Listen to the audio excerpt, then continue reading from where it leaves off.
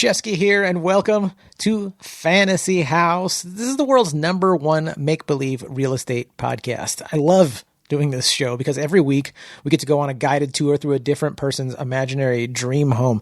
They're always pushing the limits with mind-blowing houses and weird technologies and magic and all that cool stuff. They make weird, unique rooms. And, I ask them, I'm like, hey, could you come up with appliances and technologies that we don't even have so they can solve your very unique problems? People do that. And really it's just good old fashioned creativity and silliness. Fantasy House podcast is NSFW. It's not safe for work, although we're super Mr. Rogers inspired. It's a lot more of an adult Mr. Rogers experience. So it's raw, it's honest. We talk about sex, drugs, people's bathroom habits. Sometimes people take us to dark places, and we're all about authenticity and really reigniting that carefree, playful spirit we had when we were 4 or 5 years old. Just fearless exploring of our imaginations and ourselves.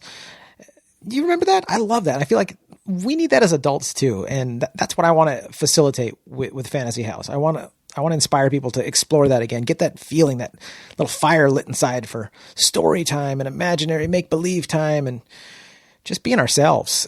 And it really is a great time. In Nathan Hurd's episode, he has a zero gravity room. So you just go in the room, flip a switch, and you're floating around.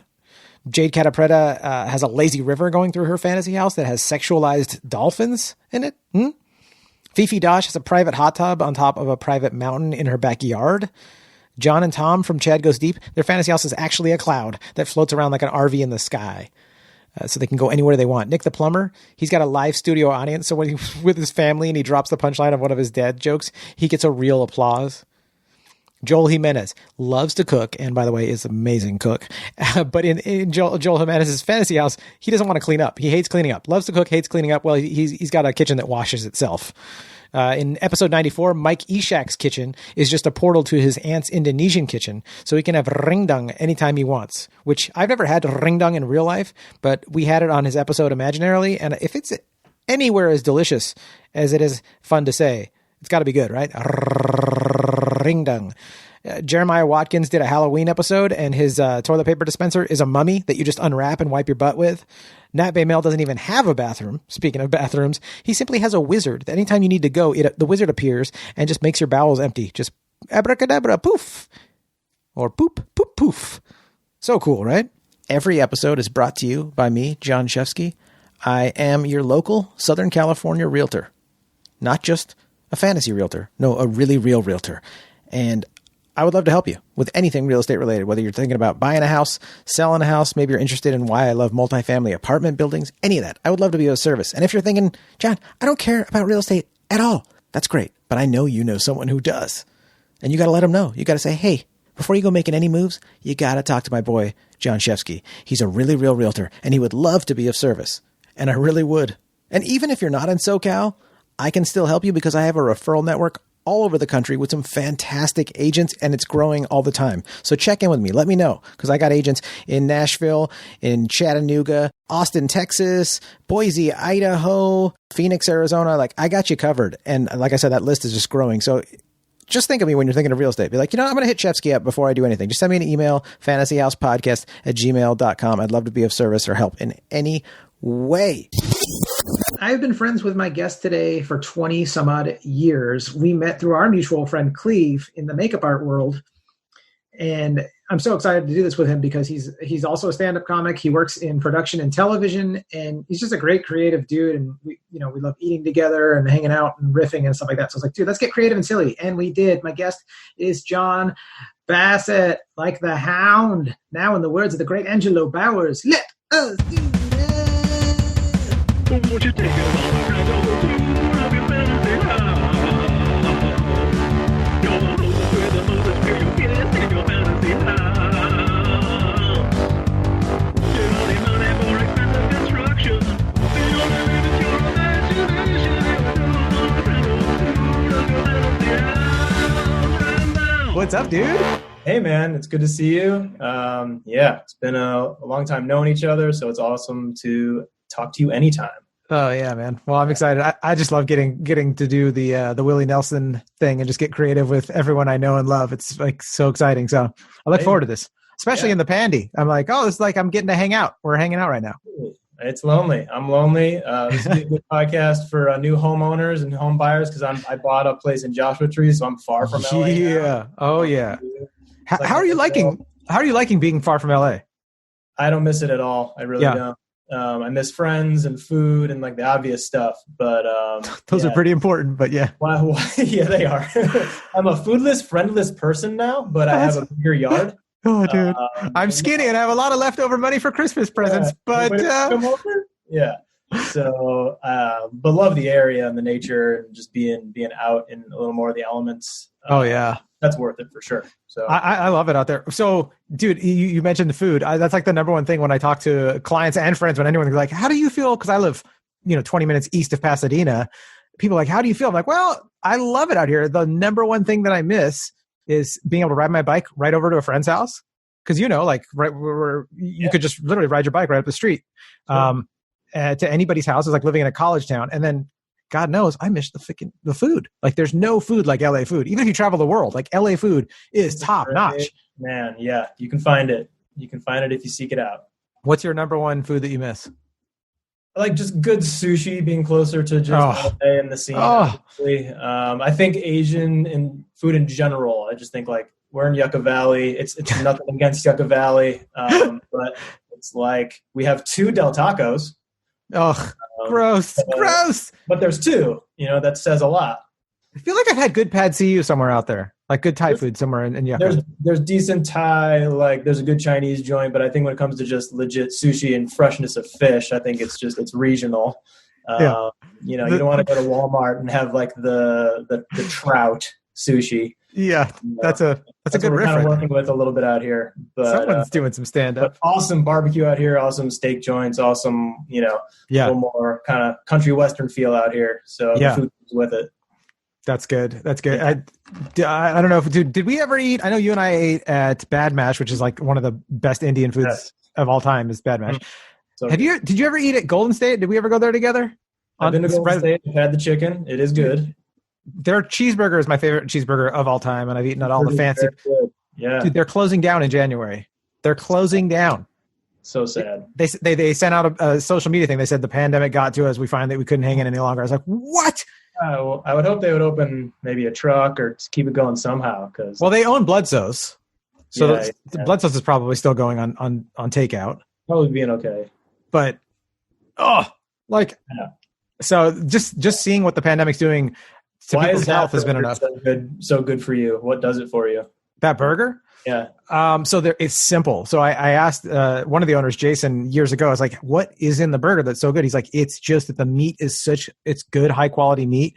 I'm pretty sure they get it at the Fairfax Market from the butcher there, and you never have any gristle in it. And which even at some of the most fancy burger places, if they like ground up steak, I'm like, I still get some gristle in it, but you never have gristle in it." And he goes, "All it is salt and pepper and amazing meat." He's like, "That's it, John." And I was like, "Really?" Because I eat it almost raw. Like I'm like, just sear the outside. It's too good to waste. Don't overcook this puppy.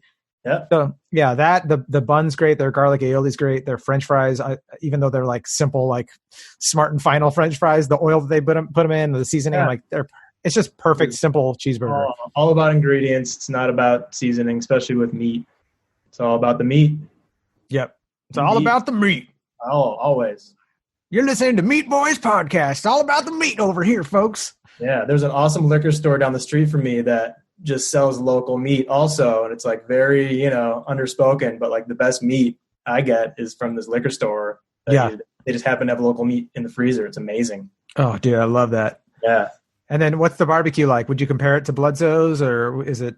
Out here, not like that. No. Okay. LA's just got it beat, dude, in so many areas. Dude, it's so funny how good LA is. So my wife and I, we went to France like maybe 4 years ago, and we were so expecting to have our minds blown. And like, don't get me wrong, we had some good meals, but we were like, not like eating LA good French places are as good as any place that you're going to go in France. Any place that I'm not a billionaire going to some private like Michelin restaurant, but in general, like upper class fine dining, fancy boy foods. I was like, I've eaten all the best stuff, even in LA. So, I imagine. Also, the awesome part about LA is like you can go find that awesome authentic cuisine. It doesn't mean it's going to be expensive. Some of the best, most authentic stuff is also a value. So you gotta go to the neighborhoods, you gotta know the spots, and they're not always like on the Yelp top 10 lists, Oh yeah, Yelp's fake, isn't it? Like you can't even trust it. It's like people. Yelp's run by QAnon or something weird. I'm sure. Yeah, you're getting into the conspiracy. I moved out to Yucca, and now I'm really into conspiracy theories. I was like, what happened, John? Life happened. Oh Lord, what's your big? We talk about the different topics for conversation for us to let the audience, the Fantasy House audience, get to know you. Sure. What's your big your choice for the questions we could go over? The stuff we could. My choice was if I could change one thing just about the world with a push of a button, what would it be? Yeah. Which is like, first off, a huge responsibility. Like, what is that? Honestly, like that loads you up for like so many options. How am I supposed to pick the right option, right? You're not being judged. I mean, we're very warm in this audience. No, I understand, but like, don't fuck up, bro. Like, imagine just what you can do. Like, just boom, okay, that's done. It's like, could I make this the most popular podcast ever? Boom, I could do that. Thank you, sir. But I'm not gonna do it though. Oh. We're not important enough for that one button to be pushed for that. Maybe you're being responsible. I can appreciate that. Okay. I think you need to be responsible with the answer, and my brain just goes to humanity, getting along, why we're here, and what our purpose is. And I'm not a hateful person, and I don't understand how hate, racism, I don't understand how those things become real in someone's life until you start thinking about it. And it's like, well, everything's learned. We learn from parents, we learn from friends, we learn from our surroundings. And if I could eliminate the ability to teach hate, which is where it all comes from, it's all taught and learned because we are not born hateful babies. Oh, I agree. Which is a great name for a band, by the way. Hateful Babies. Hateful Babies, my favorite. Yeah, saw them at the Thirsty Whale last Thursday. At the Glass House in Pomona before the pandemic. Because the last show I saw was the Hate show. That was like a 5-hour show. I can't believe the same song over and over. They really do. Stamina babies is what I call them. Like, how can you be on stage for that long? Is that Ween up there or Hateful Babies? It's been 6 hours. You don't know after 5 hours. You don't know. Is this fish? But, yeah, man, I would eliminate hate. It's like that would get rid of a lot of problems, I think. So maybe that's broad, but that's the first thing that came to mind. No, I like that, man. And I think that's kind of what that question goes for, is to, like, if you wanted to be super in depth and very focal, like, I want hangnails to be gone forever. That was up there because those suck. But I think the idea of that is like the psychological like insight. Like, okay, yeah, that's an interesting. Like, just press a button and hate is gone. Yeah. That's great. Well, I wish we could do that too, by the way. Yeah, I don't know. Maybe it's, again, Walmart has everything out here. It's huge. So I'll go to the button aisle and see what we got. Who had the that was easy button? Remember that one? That was easy. Staples, yeah. So maybe that's who we should outsource this to. Staples, can you come up with a delete hate button? Yeah. Staples is in a weird spot, man, because like when I go there, it's like they still sell computers and they kind of got like school supplies, but then they have like half of it's just like chairs and desks. And you're like, oh yeah, well, what are we going for here? Like, what is the future for Staples? I feel like it's not storefronts sooner or later. Yeah, I agree with that. I think what Staples probably needs to pivot over to like more home office, like IKEA setup stuff, where they're like, check this out. Here's a home office. Like, get people inspired to decorate their home office. And like, okay, what would you want more if you're a home office? Like a comfortable chair that like has something for your, cat to like chill on, because everyone's cats are on their lap while they're working. More style perspective, maybe like a little more of an IKEA influence, but it's for office space. Yeah. Right? And you know how IKEA inspires you when you walk in? Like if you walk into Staples, like you might think like, oh, cool, an office desk. But if they like did like a little bit more oomph to their setup, you'd be like, oh, okay, I can see buying that printer and having that and having my little headquarters, at home. I'm just excited when I go into Staples and there's like orange Fanta for sale, but it's never really about what I'm getting there. Do you splurge and get the sugar water? You're like, I'll take a Fanta. I'm here. Home Depot, like any places I'm going where like the Jarritos is there or anything else. Oh yeah. Have to. Dude, Jarritos is so good. Figure out a way to open the bottle in the parking lot, whether it's off of my car handle or the curb. Your car handle. I gotta get the thing open because I don't have a bottle opener with me because I didn't expect to buy a Jarritos.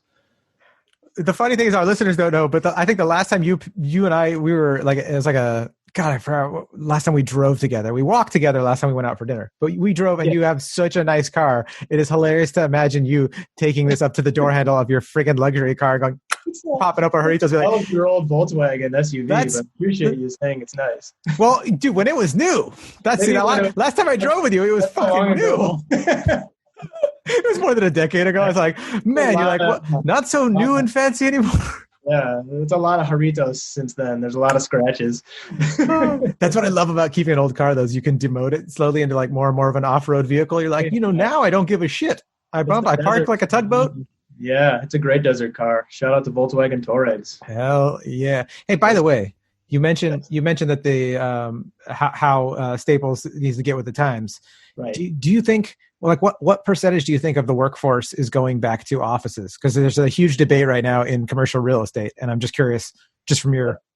Yeah, I work in TV production, and we used to always go to an office, and it housed many employees. Some companies house hundreds, and then COVID happens, and it's all proven we can all at least make TV and film from home. So weird.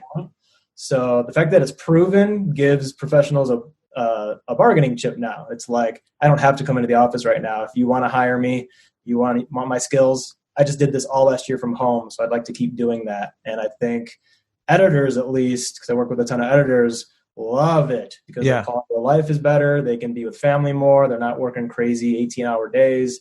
They're mandated to be at the office. There isn't a boss hovering over you, like clocking in and out, like, in a lot of cultures. So I don't see commercial real estate doing well at all.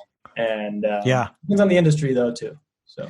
No, I mean, I everything that I've read, like I'm a residential realtor, and if you want to call like apartments and things like that, commercial in certain technical terms it is. But when I think of like office space, there's definitely a debate going on right now. Like, hey, is it just going to implode on itself? Because like James Altucher wrote a huge thing about New York, and like how many of those companies have just been like, no, everybody's working from home. And like, even if like half of them come back, we're going to need half the office space that we had. I'm just curious because I feel like a lot of people have made huge coronavirus like predictions and changes. And it's like, hey, this thing, although it might not be done in the next month or so, it's going to be done in the next year or two, at least as a pandemic. Like, and I know I love working from home. However, I would love to be able to at least a couple days a week go to the office. Yeah. And like, because there's a lot of responsibility at home, especially if you have kids that are distractions, and also like what do you call it when you're together with other people and you're just chatting, you're mixing minds? Just fucking? Yeah, there's a lot of fucking at my brokerage. Yeah. My wife would not let me be in real estate if realtors, if that was what real estate was. Well, other agents, we have intercourse, and then we come up with, new plans and ways to serve our clients. But we test them out on each other first. Yeah, well, that's why you guys are successful. I think it also depends on, like, what culture your company prefers, because there are entertainment companies that are like, there's one in particular, I won't name the name, but it's like very militant, and the owner of the company is very militant and likes being there and overseeing people. So the minute the vaccine came through and that was more of a reality, that company owner is like, everyone's back in the office in 1 month and like won't. That's not even enough time. No. I mean, talk about lunatics at a high level that make decisions, but they're lunatics. Oh yeah. Horrible mix, Let's go through a tour of your fantasy house, dude. Let's fantasy house it. Let's fantasy house it. I've never had that term, but let's do it. We're flying. We're flying an orange drone over, getting an aerial shot. What's the geographic location, and what kind of shapes and colors is your house? What are we looking at? Yeah, I feel like the shape is circular, something really open, almost kind of probably like a dome situation. I don't want to say it's like biodome, but I think as you're hovering over my house, half of it's mountains, half of it's ocean, and it's just basically a conglomerate of all my favorite environments that can't exist in reality. Yeah. Here, it's going to exist just outside, and that's kind of like the bird's eye view, I guess. Okay, let's zoom in close. Now we're coming up with the actual crew, and we're walking up to the door. How do we get into this puppy for our tour? Well, take off your shoes. You got it. There's no floors. What does that mean? I'm not sure. I like that, though. Take off your shoes because there's no floor. What do you mean? We don't know. I think it's just to confuse you as you walk in the door. And then you're like, but I'm standing on the floor right now. You're like, no, you're not. I think everyone walks in, and immediately to your right, there's a button, and it says eliminate hate. and everyone walks in and just hits that button. So you can't bring hate into the house, and if you do, there's a way to eliminate it at the door. It's kind of like holy water if you're Catholic, but for humanity. You know? Are you going to produce that show like Eliminate? It's going to be called Eliminate. Eliminate. Yeah. We both Eliminate. Oh, dude. How's that even go? Is it like 4 guys that are hateful and then one woman is, I don't know. Maybe that's a conversation. Yeah, I can't pitch that right now. I have no idea. Yeah. I'm not sure. So it's 4 brutes. It's like Queer Eye for the Straight Guy, but it's like 4 like brutes, or maybe 4 different dudes that go around like trying to figure out ways to eliminate hate. Yeah. That sounds good. Right? You have like one alpha, like one person that's like hysterical and like really like calling everything hate. And then you have like that Daryl Davis guy that's just like, no, let's get to know these people and try to talk our way through it and help them get out. That actually would be a great show. Yeah. See what you've done? You've stumbled yourself into another great idea. We're ready to rock, John. Let's do it. Okay. So we press inside. Everyone's hit the hate button. And from there, it's just time to enjoy the pad. Let's do it. Okay. So take us to your kitchen. The kitchen, you walk in, and it is the food court from my hometown in 1998. Okay. What do we have there? You have everything you really need in life. You have great steak and fry company. Are you aware of this? Oh, yeah. Super down. That, you have a Taco Bell. You Sounds have a good. Sparrow. And you have a Wetzel's Pretzels. And you have all the hope in the world that you're going to find a girlfriend. That's the combo of what you had in the 80s at your That's my kitchen. Yeah. And then I would usually call girls up and ask them out really quickly, like out of breath. And then they would say no. And I'd be like, just kidding. And then I would hang up. Oh, dude. That's my fallback. I called you to just kid. Oh, dude. Jeez, yeah. That was your like way to take all the pressure off. I was just joking. Everything's fine. Dude, I didn't know what I was doing. Who does? Like, no. Come on. Like those first phone calls, like, cause like you go to the mall and you'd like stalk a girl for like hours, walking around the mall. This doesn't happen as much anymore. And then like, if I mustered up the courage to actually walk up to a girl like in 6th grade and ask for your number, I probably still didn't. Like I never was able to. But when you get it, and then you'd be like on the way home, you're like, okay, when do I call this person? And then you're just like, you make that call that night, and it's just the weirdest thing. And I never knew what I was doing, and I would always just fuck it up and say I'm just kidding and hang up. So. Yeah. Well, with your fantasy house now, I'm sure that you'd have a much easier time being like, hey, you want to check out my fantasy house? Yeah. So I think wife would feel. Yeah, when you walk into my kitchen now in the fantasy house, we're back in that setting, but I'm a much more older, wiser, less hateful person, obviously. Yeah. And from there, that's when I capitalize. And I hopefully, as a 4-year-old, I'm not still getting a 6th grader's number, but that's a great point. Right? Let our listeners know, just so you guys are. They've grown also, so I don't know. It's just whatever you're envisioning, it's not illegal. Okay. Yeah, that's great. Okay. So that's the kitchen, and then like a deep fryer, probably. Okay, what are you cooking us in the deep fryer? Me and the crew are standing here. We're ready to grub.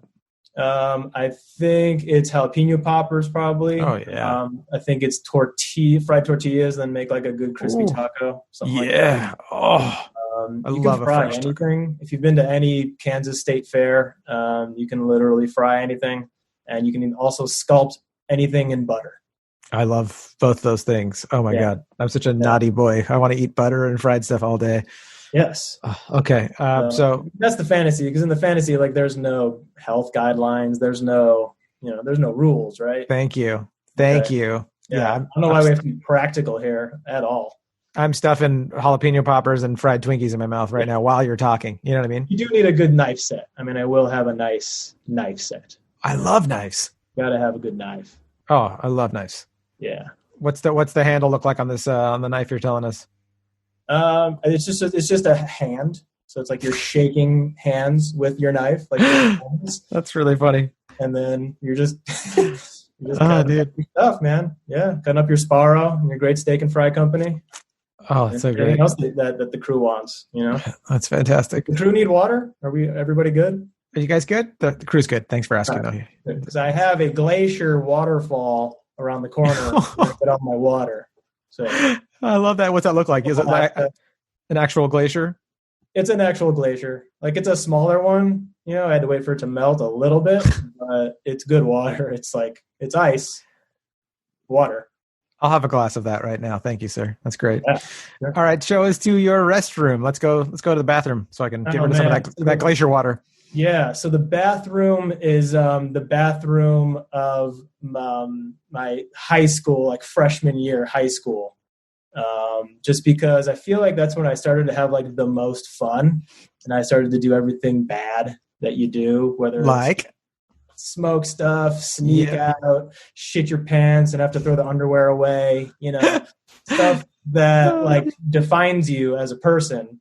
But also like kind of takes you to that next stage in your life where you have a little more confidence and you're kind of starting to like kind of become not an adult at all yet, but you're kind of out of kids, high school time. Yeah. Oh yeah. The time that defines you.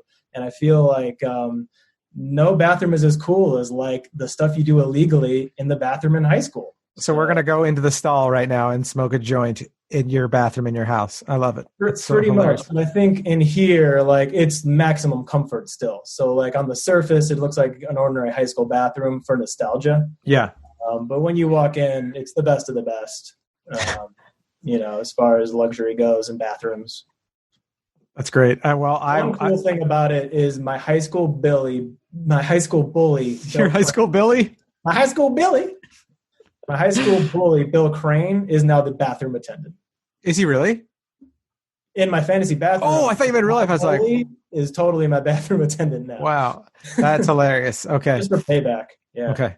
So Billy, bully is there. Your bully is there, and Billy the bully. Billy the bully is there. Mm-hmm. And he's listening to me take a pee over here in one of the stalls. It's a full golden stall. Yeah. All right, that's great. That's funny. My memories of high school bathrooms was like, I don't want to have to go to the bathroom. They were so dirty. I went to like a decent high school, and it was so disgusting and dirty and scary. So I'm like, this is fun and interesting. I'm going to be in a high school bathroom setting in your house. I love it. Yeah, that's great. But in a good way. In a good way. No, it's like kind of like some sort of exposure therapy I'm going through right now. You are. I'm so full of jalapeno poppers though that I'm not even stressing. I'm just like, it's fine, and you're gonna relate to your own traumas, and it's gonna work out for both of us in the end. Yeah, totally. Okay, let's go to the master bedroom. Master bedroom. I got your reference in the email. Thank you. Okay, thank you. I appreciate that.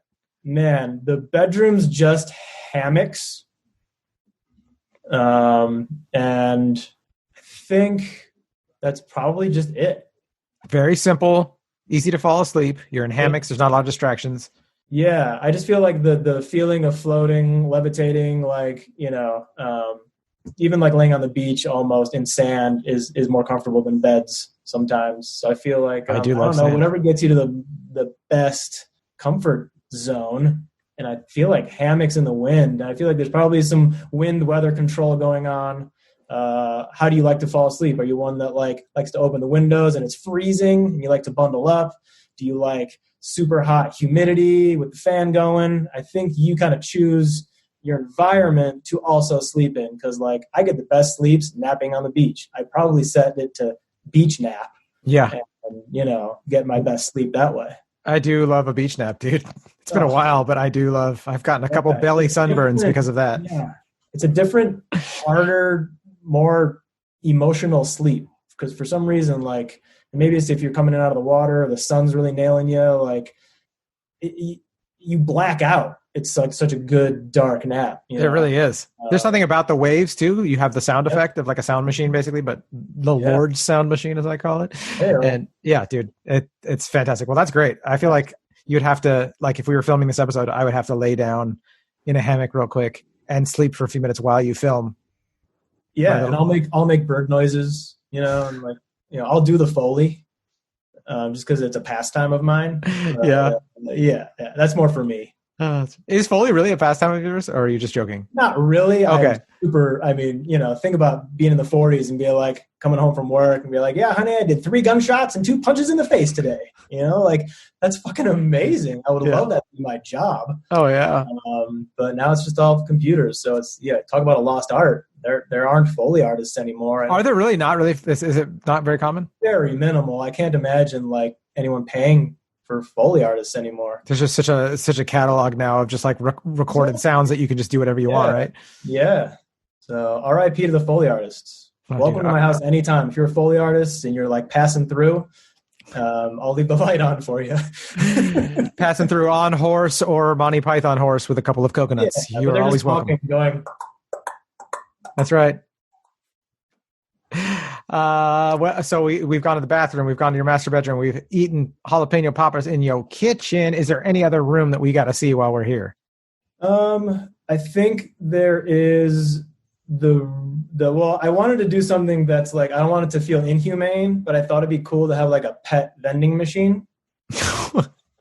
Very Japanese. In the most humane way possible, because another thing about visitors is like, some aren't dog people, some are, some people love cats. Everyone has their animal preference. Yeah. And I think I'm coming around to the fact that I want to be a good host. It's almost like it's becoming not about me, but about the guests. You're so good already, man. While you're here, pick what animal you want. You want a lynx?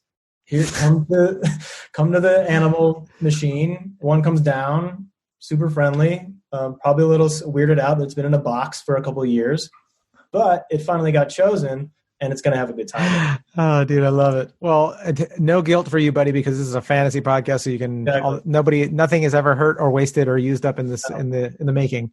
Yeah. The only other thing I wanted to make sure is absolutely 100% real with this fantasy house is that there are no neighbors. Boy, I mean, even in your real house, your neighbors are far away, right? You guys all have acres, so you're far away. But in Joshua Tree area, we're all spread out, and there's not really fences separating everybody. So there's a lady that's 10 acres over the hill from me. I can't even see her house. She shows up on my lot line out here just to like post her up and like say like she's on her property. She's like so weird, old crazy desert lady. So that's what we're dealing with right now. So if I didn't have to deal with that, I wouldn't. I would have more neighbors. Oh, dude. How does one deal with an 80-year-old crazy desert lady? I don't know what she wants from us, too. Like, all I can do is acknowledge, yes, you're on your property. I'm not doing anything to your property. And then her daughter showed up a few days ago and also sort of, like, threatened us, like we're doing something on her property, which we're not. We're just in our house in my yard. Yeah. That's all I'm doing is, eliminating hate one day at a time. And you are bothering. You need to get the button out there and just press it and be like, see what I'm doing here? A couple buttons off at their house. Dude, I love your fantasy house. And I got to say that my favorite thing, high school bathroom is great. And pet vending machine is a hilarious Japanese. To me, it just seems like a very Japanese, like funny thing, like a vending machine with pets in it. But dude, your own little like mini glacier that's constantly got like water flowing from it to me as a water lover. And the idea of just like crisp glacier water in your house is like a magical, hilarious thing. So rad. So rad. And it won't melt either, which is great. It'll just stay the glacier it's supposed to be. And global warming also isn't a thing. So thank you. I got it. We just need to, I think we can save the world by giving Jon the buttons that he needs to fix all this stuff. I don't need like hate global warming. Say goodbye to that. How? Buttons. Come on over. Buttons. Yep. He's running for president. I love buttons. I love buttons. Like when Tom Hanks is in Big and he's in the limo, like fucking with the limo. Like totally. That's me with everything for sure. I just imagine like a Key and P level like sketch like a parody commercial of you doing a political ad and being like, how is he going to solve these problems? Oh, Jon Bassette. He's going to be pressing buttons. And like, or they like, sir, how do you plan to solve the so-and-so crisis? Like, buttons. Next question. Buttons. Next question. And it's just like, Jon Bassette. Buttons. A button for everything. A button for everything. 2024. A button for everything. Hell yeah. Dude, you're awesome. Outstanding. Thank you so much for doing this. Yeah. Where do you want our listeners to follow you or subscribe or check out any of your art? Anything? Man, I barely have social media. That's okay. I have totally separated myself from even kind of worrying about it, but it's probably why you're so sane and so wonderful. I don't know, but if you want to check out something I'm working on, you can watch Alaska: The Last Frontier. It's on Discovery Channel every Sunday.